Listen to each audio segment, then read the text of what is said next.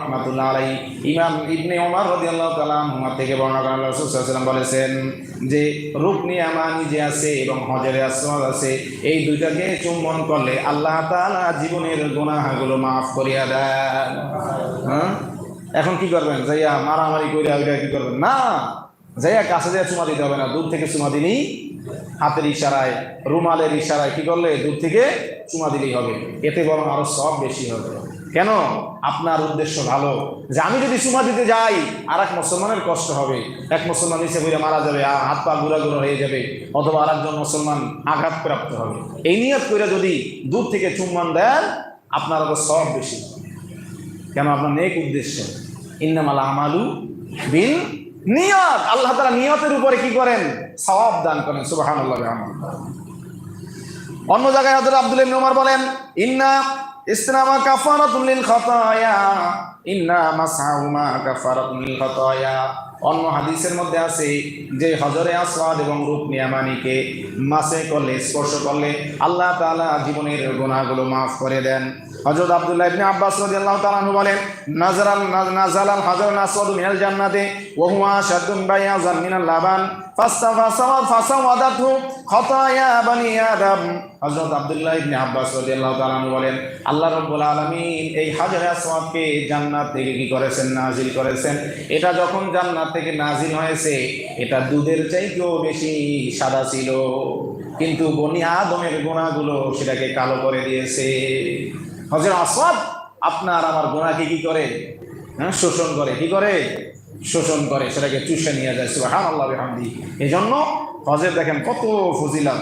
এজন্য আমি আপনি হজ করতে হবে। হজ যদি না করি, আরো কিছু বিষয় আছে, সংক্ষেপে শেষ করতে চাইতেছে জুমায় হজের বিষয়টা। এখন হজ যদি না করি তাহলে কি শাস্তি?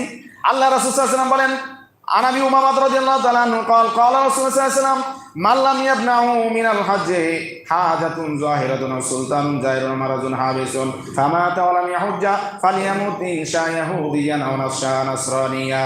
আল্লাহু আকবার। রাসূল সাল্লাল্লাহু আলাইহি ওয়াসাল্লাম বলেন, যে ব্যক্তি হজের সামর্থ্য রাখে কিন্তু এমন কোনো প্রতিবন্ধকতা নাই যা তার হজ করতে বাধা দান করে। প্রতিবন্ধকতা কি? আল্লাহ রাসূল বলেন হাজাতুন জাহিরাতুন, এমন আসাধ্য জরুরত, তার মা অসুস্থ, প্রচন্ড অসুস্থ, হাসপাতালে ভর্তি, যাইতে পারতেছে না কোনো, বাবা অসুস্থ অথবা সন্তান অসুস্থ, প্রচন্ড অসুস্থ, হাসপাতালে ভর্তি, এরা তো ফালাই থেকে যাইতে পারে না। এরকম আসাধ্য জরুরত ছাড়া যদি কেউ হজ না করে, অথবা আও সুলতানুন জাইরুন, মাঝখানে যে হজ করতে যাইব রাস্তার মধ্যে এমন একটা দেশ পড়ছে যে দেশকে অতিক্রম করে যাইতে দেয় না, দেখা যায় আমরা ভারত পার হয়ে যাবো, ভারত সরকার আমাকে যাইতে দিব না, এমন যদি হয়, অথবা অন্য কোনো সরকার মাঝখানে তাদের দেশের উপর দিয়ে যাইতে না দেয়, এটা একটা প্রতিবন্ধকতা। এরকম প্রতিবন্ধকতা ছাড়া আও মারাজুন হাবিসুন, অথবা এমন অসুস্থ হইয়া পড়ছে যে সে আর কি করতে পারে না, হাঁটা চলা করতে পারে না, লড়তে চড়তে পারে না। এই তিনটা জিনিস যদি কাউকে হজ থেকে বিরত না রাখে, বাদবাকি তার সামর্থ্য রয়েছে কিন্তু এই তিনটা সমস্যা যদি কারো না থাকে, এরপরে যদি হজ না করে, ওয়ালাম ইয়াহুজ্জা, হজ না করলো, ফালিয়ামুত ইনশা ইয়াহুদিয়ান আও ইনশা নাসরানিয়া।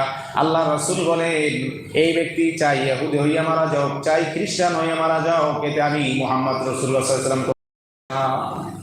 যার এই তিনটা সমস্যা নাই, টাকা পয়সা আছে, যাওয়ার ক্ষমতা আছে, কিন্তু এই তিনটা সমস্যা নাই, এত আসাধ্য জরুরত নাই, কোনো কঠিন প্রয়োজন নাই, অথবা তার রাস্তায় কোনো প্রতিবন্ধকতা নাই, অথবা তার এমন কোনো অসুস্থতা নাই যার কারণে সে কী করতে পারবে না, হজ করতে পারবে না। এই প্রতিবন্ধকতা যদি থাকে তাহলে আল্লাহ তাআলা তাকে হজের জন্য পাকড়াও করবেন না। আর যদি এই তিনটা প্রতিবন্ধকতা না থাকে তাহলে আল্লাহ তাআলা তাকে কি করবেন? পাকড়াও করবেন। আল্লাহ রাসূল সাল্লাল্লাহু আলাইহি ওয়াসাল্লাম বলেছেন, সে ইহুদি হয়ে মারা যাও, সে খ্রিস্টান হয়ে মারা যাও, এতে আমি মুহাম্মদ রাসূলুল্লাহ সাল্লাল্লাহু আলাইহি ওয়াসাল্লাম কোনো যায় আসে না। নাউযুবিল্লাহি মিন যালিক। এজন্য আসুন আমরা আল্লাহ তাআলার জন্য নিজেদের জান মাল সব কোরবানির জন্য তৈরি থাকি। আল্লাহ তাআলা আমাদের সবাইকে হজ করার তৌফিক দান করেন। আমরা যারা কবুল জুমা 4 রাকাত সুন্নাত করেন।